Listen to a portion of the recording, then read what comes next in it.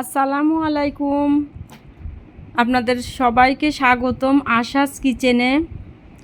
তো আপনাদের মাঝে আবারও চলে এসেছি একটি ভিডিও নিয়ে। সোনালী মুরগির মাংস কিভাবে আপনারা বাসায় সুন্দর সুস্বাদুভাবে রান্না করে খেতে পারবেন, তার জন্য নিয়ে নিয়েছি একটি কড়াইতে কয় টুকরা এলাচের ফল, 3 টুকরা এলাচের ফল আর কিছু চিনি নিয়ে নিয়েছি।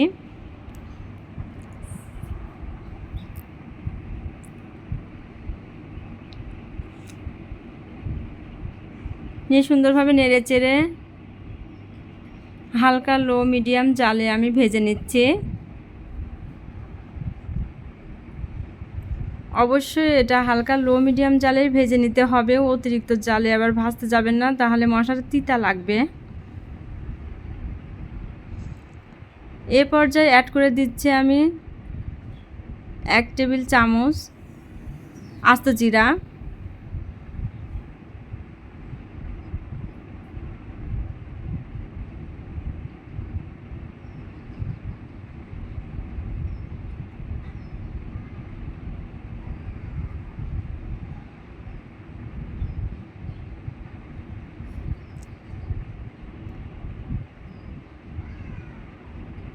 এই তো সুন্দরভাবে নেড়েচেড়ে ভেজে নিয়েছি। এখানে আমি শিলপাটাতে ঢেলে নিয়েছি, শিলপাটাতে মশলাটা গুঁড়া করে নিব। এখানে কড়াইতে দিয়ে দিয়েছি পরিমাণ মতো তেল, আর মুরগির মাংসগুলো আমি আগে থেকেই লবণ দিয়ে সুন্দরভাবে মাখিয়ে রেখেছিলাম।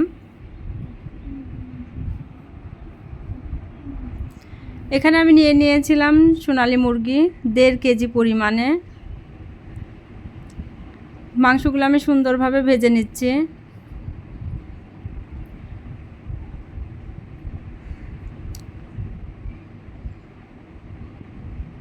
মুরগির যে বাকি অংশ সেইগুলো ফেলে দেওয়ার পরে আমার পুরা এখানে মুরগি ছিল 1.5 কেজি।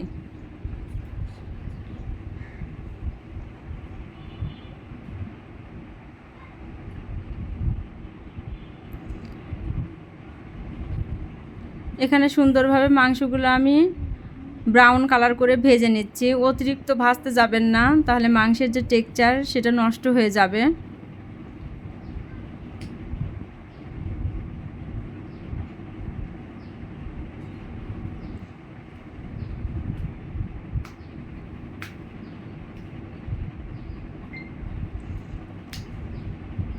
এই তো মাংসগুলো আমার ভেজে নেওয়া হয়ে গেছে।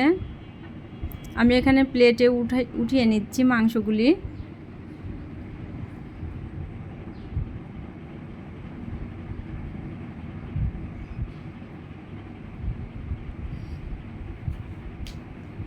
এই তো মাংসগুলি উঠিয়ে নেওয়া হয়ে গেছে। আমি বাকি মাংসগুলো অফ স্ক্রিনে সুন্দরভাবে এভাবেই ভেজে নিচ্ছি।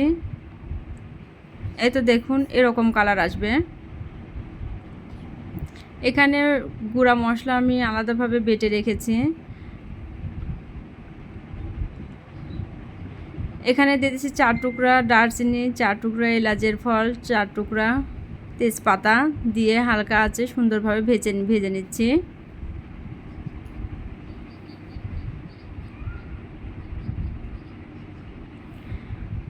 এখানে অ্যাড করে দিচ্ছি 2 টেবিল চামচ রসুন বাটা,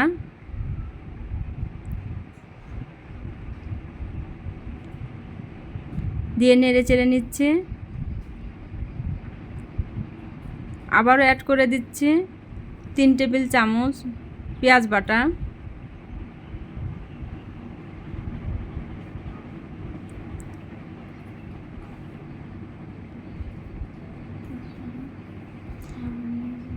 অবশ্যই এখানে খেয়াল রাখতে হবে কাঁচা মশলার যেই পরিমাণ এটা ঠিক রাখতে হবে। এখানে অ্যাড করে দিয়েছি আদা বাটা 1 টেবিল চামচ, দিয়ে সুন্দরভাবে নেড়ে চেড়ে নিচ্ছি। মশলার কাঁচা গন্ধ যাতে না থাকে এজন্য একটু ভেজে নিয়েছি। এখানে অ্যাড করে দিচ্ছি 1 চা চামচ জিরার গুঁড়া, 1 চা চামচ মরিচের গুঁড়া, হাফ চা চামচ দিয়ে দিচ্ছি হলুদের গুঁড়া,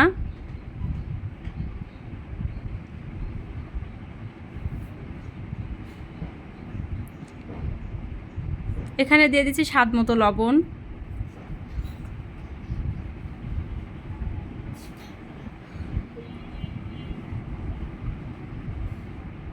দিয়ে সুন্দরভাবে নেড়ে চেড়ে নিচ্ছি।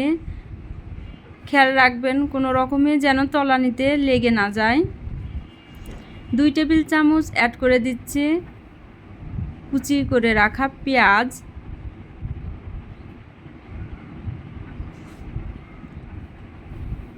আবারও নেড়ে চেড়ে নিচ্ছি। এই পর্যায়ে আমি এর মধ্যে অ্যাড করে দিচ্ছি ভেজে রাখা মুরগির মাংসগুলি।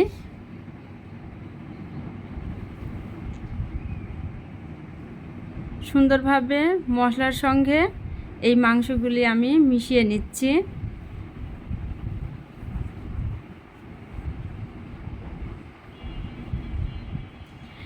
আর এই ধরনের সুন্দর সুন্দর রেসিপি পেতে আমার চ্যানেলটিকে অবশ্যই সাবস্ক্রাইব করে দিবেন।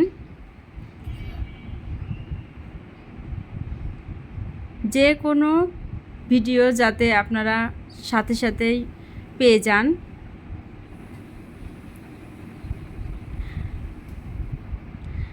আর আমার এই রেসিপি ফলো করে আপনারা বাসায় রান্না করে এভাবে ট্রাই করে দেখবেন।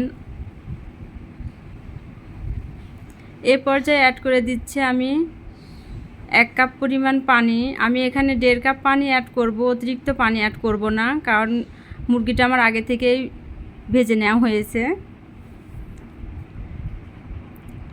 আমি এখানে 1 কাপ পানি দিয়েছি,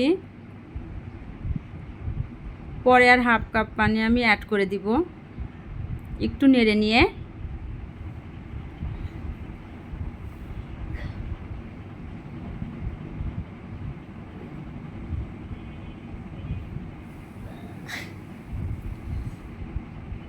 এই তো 1/2 কাপ পানি আমি এখানে অ্যাড করে দিলাম। এ পর্যায়ে আর পানি আমি এখানে অ্যাড করব না।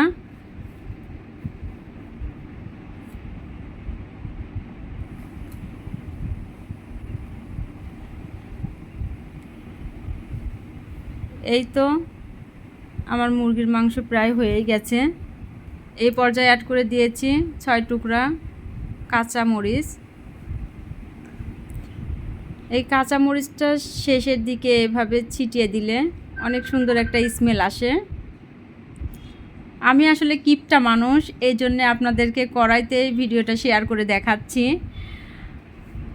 আমার ফ্রাই প্যান আছে, তবে ফ্রাই প্যানটা ছোটো, মাংস যেহেতু একটু বেশি, এই জন্যে কড়াইতেই আমি ভিডিওটা করেছি।